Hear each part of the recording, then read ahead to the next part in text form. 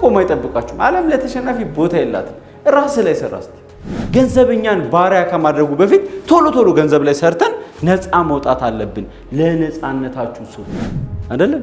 ግጥም አድርጋችሁ ስትሰሩ እኮ ልጆቻችሁ ላይ ምክር ራሱ አታበዙም። በነገራችን በቃ ማለት ማጣት እኮ በጣም የበታች እኮ ነው የሚያደርገው። ግልጽ ነው። የምታስቡትን ነገር እኮ ኮንትሮል ያደርጋል ማጣት። ይሄንን ታውቃላችሁ። ወስኑ። ተግባባናል። ካልወሰናችሁ ሁሌ አማራጭ አለኝ ብሎ የሚያስብ መጨረሻው ምንም ነው የማያምረው ማለት ነው። ኢኮኖሚን ካላስተካከልኩ ምንድነው የሚከሰትብኝ? በቃ ስለራስ አስብ፣ ስለራስ ፍራ፣ ስለራስ ተጨነቅ። ግልጽ ነው። ጤናዬን ካልጠበቅኩ ምንድነው የሚከሰትብኝ? ማንም ቆሞ አይጠብቃችሁም። ዓለም ለተሸናፊ ቦታ የላትም። ራስ ላይ ሰራስቲ አንድ መንገድ ብቻ ነው ያለው። ይህ መንገድ ደግሞ ኢኮኖሚን ማስተካከል አለብኝ። መካከለኛ የሚባል ኑሮ የለም። ኑሮን በትክክል ማስተካከል አለብኝ። ምክንያቱም ዶላር ጨመረ ቀነሰ፣ ኑሮ ጨመረ ቀነሰ፣ የኔ ህይወት ወደፊት ብቻ መሆን አለበት። በቃ ብቸኛው there is only one way። ሲቀንስም ተጎጂው ማን ነው? ደሃው። ሲጨምርስ ማን ነው ተጎጂው? በቃ ማንም ምንም። ስለዚህ አንድ ነገር አለ። እሱ ምንድነው ሲባል በቃ ሃይ ክላስ ለመሆን ለትክክለኛ ለሚመጥናችሁ ህይወት ራሳችሁን መግዛትና ማዘዝ ነው ማለት ነው። ለሚመጥናችሁ ደግሞ ስትወስኑ ኢኮኖሚ ብቻ እኮ አይደለም ጉዳዩ። ገንዘብኛን ባሪያ ከማድረጉ በፊት ቶሎ ገንዘብ ላይ ሰርተን ነፃ መውጣት አለብን። ለነፃነታችሁ ስሩ። በነፃነት ለማሰብ ስሩ። አብዛኛው ነገር ብታዩ በነፃነት አታደርጉት። ለምሳሌ ብር ቢኖራችሁና የሆነ ዘመድ ጋር ልደት እየሄዳችሁ ምንድነው የሚሰማችሁ? ብር ሲኖራችሁ ማለት ነው የሚሰማችሁ ምን እንደሆነ ልንገራችሁ። ድንገት እዛ ልደቱ ቦታ ብትደርሱ ሃፒ በርዝዴይ ስጦታ ረስቼ የመጣው በኋላ ሌላ ጊዜ ይሰጣል። ምንም ነው ማተረበሹት። ገንዘብ ከሌላችሁስ ወይኔ ምን ይዤ ነው የሚሄደው? ምን ትለኛለች እናቱ? አባቱስ ምን ይለኛል? በቃ ማለት ማጣት እኮ በጣም የበታች እኮ ነው የሚያደርገው። ግልጽ ነው። የምታስቡትን ነገር እኮ ኮንትሮል ያደርጋል ማጣት። ይሄንን ታውቃላችሁ። ባለፈው ነፂ ሲል አልሰማችሁም? በጣም ሲርባችሁ ምንድን ነው የምታስቡት? የተማራችሁትን ነው የምታስቡት? ባዮሎጂ ኬሚስትሪ ነው የምታስቡት? አይደል? ምግብ ነው የምታስቡት። ሰው አስቦ ራሱ ከራበው ምግብ ነው የሚያስበው። በቃ ማክሲመም አይደለም። ስለዚህ አያችሁ ማጣት ህልውና ነው፣ በጣም ይነካል ማለት ነው። ስለዚህ ግጥም አድርገን እንስራ። በቃ ከፍ ያለ ህይወት ነው የሚገባኝ። እናት አባቶቻችን ያስተማሯችሁ ወንድም እህት ምናምን ካለ የሆነ ቦታ ክፍለ ሀገር መዝናኛ ቦታ ምናምን ይዛችሁ ስትሄዱ አንደኛው በሉ። ሆቴል ስትይዙ በቃ እንደዛ እናቴ አንደኛ ነች አይደለችም እና አንደኛ ነው የሚያስፈልጋት። ቅናሹን ምናምን ቅናሽ ያደርጋል ታናሽ ብላኛለች። ሃይ ክላስ የትም ቦታ ለሱ ስሩ። ግጥም አድርጋችሁ ሰው አይደለም። በቃ መሆን ያለበት እንደዛ ነው። ዩሲ አንደኛው ቢ ሃይ ክላስ መንገድ የለም ብላችሁ አስቡ። ፍሩ። ይሄኛውን ፍሩ። በቃ ከምፈልገው አይነት ህይወት ውጪ ሌላ ምንም አይነት አማራጭ ስለሌለ አሪፍ ብሰራ ይሻለኛል ብላችሁ ፍሩ። ሌላ መንገድ የለም፣ ብጠፋም በዚህ በኩል ነው የምጠፋው ብላችሁ ፍሩ። በቃ መፍራት ያለብን ያ አማራጭ መንገዶች በሙሉ ገዳይ ናቸው ብላችሁ ፍሩ። ወስኑ። ተግባባናል። ካልወሰናችሁ ሁሌ አማራጭ አለኝ ብሎ የሚያስብ መጨረሻው ምንም ነው የማያምረው ማለት ነው። ሁለተኛው ቢ ኦፕቲሚስት። ያኔ በደጉ ጊዜ ብላችሁ አታስቡ። ነገ የተሻለ ነው ብላችሁ አስቡ።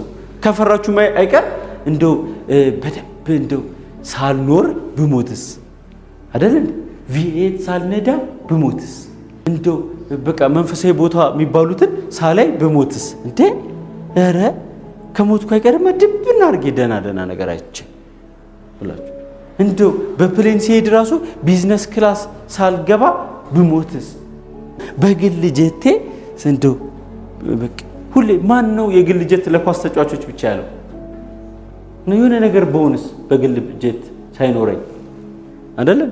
ግጥም አድርጋችሁ ስትሰሩ እኮ ልጆቻችሁ ላይ ምክር ራሱ አታበዙም። በነገራችን ግልጽ ነው። ሻለቃ ኃይሌ ገብረስላሴ ልጆቹ ላይ ምክር የሚያበዛ ይመስላችኋል? አያበዛም። ሳሎን ሜዳሊያዎቹን ምናምን ዋንጫዎቹን ይደረድራል። ከዛ የልጆቹ ጓደኞች ሲመጡ የአባዬ ተሸልመው ነው የአባዬ ተሸልመው በቃ ምንም እኮ መምከር ያስፈልግም። እንደ አባዬ ጀግና ነው መሆነው እንደ ነው የሚሉት እንጂ አንድ ቀን ሰው ትሆናለህ ምናምን አይባልም። ሰው ሁኑና አሳያቸው ከጎናችሁ ላሉ ሰዎች አይደለ? ሰው ሳልሆን ሰው ሁን የሚል ምክር እኮ ያስፈልግ። ግልጽ ነው። እየሰሩ ነው ማሳየት እኮ ሲባል በቃ ይሄ ሰርቶ ማሳየት የተሳሳተ ነገር ሊሆን ራሱ ይችላል። ግን ተግባር ከምክር እንደሚበልጥ የምታዩት አንድ አባት ነበሩ አሉና ሁሌ ከልጃቸው ጋር መጻፍ ያነባሉ። ከዛን ልጃቸው ጎበዝ ተማሪ ሆነ፣ ጎበዝ ፓይለት ሆነ፣ ጥሩ ተከፋይ ሆነ። ከዛን ለዚህ ትልቅ ቦታ መድረስ ምክንያቱን አባቱን በሄደበት ቦታ ያመሰግናል። አንድ ቀን ግን ከአባቱ ጋር የነበረውን ጊዜ ናፈቀ። ከአባዬ ጋር እስቲ ሄጄ ላንብብ ልጆት ይመጣል ሲባሉ መጽሐፋቸውን ብድግ አድርገው እያነበቡ ከዛን ሰርፕራይዝ ሊያደርጋቸው ከኋላ እንደዚህ ሲል አባትየው መጽሐፉን ዘቅዝቀውታል። እንዴ አባዬ አይኑ ምን ሆነ? አባዬ አይንህ ምን ሆነ? አይንህን አሟል እንዴ ሲለው አረ ልጅ አላመመኝም እንዴ ቦክ አድርጎ ነው የሚያወራው። እና መጽሐፉን ዘቅዝቀዋል። እንዴ በፊትም እኮ እንደዚህ ነው ማነባው። ይህ ሁሉ ዓመት አዋ ልጄ አንብብ ብዬ ከምመክረህ ይዤ ብመክረህ ብሎ ቢዘቀዘቅም ይዤ አዋ። ስለዚህ ገንዘብ ሰርተህ ጥሩ ቦታ ላይ ምናምን ከማለት ሰርቶ ማሳየት እኮ ነው አይደል? አያችሁ ተግባር ምን ያህል ኃይል እንዳለው። በቃ እሳቸው እኮ ማንበቢያው ጋር ቁጭ አሉ፣ ዘቅዝቀው አሉት። በቃ ምንም አያስፈልግም ምክር ምናምን ክርክር ይፈጥራል እኮ ምክር ማብዛት ዝም ብሎ እየሰሩ ማሳየት ነው ማለት ነው። ተግባባናል። ስለዚህ ሁላችሁ ኦፕቲሚስት ሁኑ። ስለ ነገ የተሻለ ነው ማለት ዛሬ እኮ ነገ ነበር አይደል? ትናንትና አይደል? ስለዚህ ዛሬ የተሻለ በቃ ነገን የተሻለ ማድረግ የሚቻልበት ብቸኛ ቀን ደግሞ መቼ ነው? ዛሬ ነው። ስለዚህ ዛሬ የተሻለ ነው፣ ነገ ደግሞ በጣም የተሻለ ነው። ለመስራት ዛሬ የተሻለ ነው፣ ነገን ደግሞ በጣም የተሻለ ለማድረግ ዛሬ ግጥም አድርጎ ዛሬን አመስግኖ መስራት ነው የሚያስፈልገው። ነገ የተሻለ የሚሆነው ዛሬ ከሰራንበት ነው። ግልጽ ነው። ዛሬ ካለፈን ነገ ጸጸት ነው የሚሆነው። ሞታለሁ አትበል፣ ምክንያቱም ሰው ነህና ይላል አይቀርልም። ስለዚህ ሞታለሁ አልሞትም አይባልም፣ መኖር ነው የሚያስፈልገው። ተግባባናል። ስለዚህ ያ ነው። ሌላኛው ቢ ሪስፖንሲብል አይደለ? ኃላፊነት የምትወስድ ሰው ሁን። ኃላፊነቴን በደንብ ተወጥቼ ካሰብኩት በላይ ብደርስስ ብላችሁ ፍሩ። ወደዚህ ወደ ቀኝ ፍሩ፣ ወደ ግራ አትፍሩ። እሺ ማለት ቢሆንስ ብላችሁ ፍሩ አይደለ?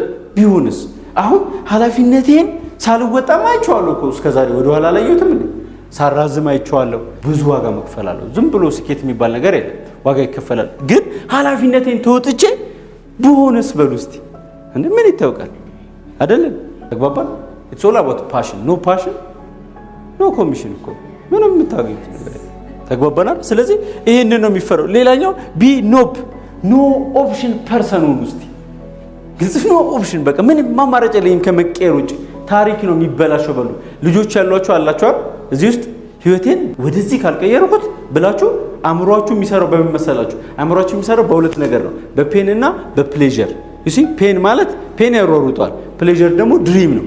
ግልጽ ነው። የሆነ ፒክቸራይዝ የምታደርጉት እንደዚህ አይነት ቤት፣ እንደዚህ አይነት ኑሮ፣ እንደዚህ አይነት ህይወት የምትሉት ነገር ካላስቀመጣችሁ ፓሽኔትድ አትሆኑ፣ ዋጋ ለመክፈል አትዘጋጁ። ፔን ደግሞ ያንን ነገር ሳትሰሩት ስቀሩ የምትከፍሉትን ዋጋ አስቡ። ስለዚህ እናት አባት የሆናችሁ ሰዎች ልክ ኃላፊነታችሁን ባትለወጡ ልጆቻችሁ መንገድ ላይ ማስቲሽ ሲስቡ ምናምን አስቡ። ከዛ ከእንቅልፋችሁ ትነሱ። የምን አላርም ነው? አላርም ራሱ ያስፈልግ። አሁን ይሄ ኑሮ አላርም ያስፈልጓል? በዚህ ኑሮ መተኛት ሞትን መለማመድ እኮ አይደለም።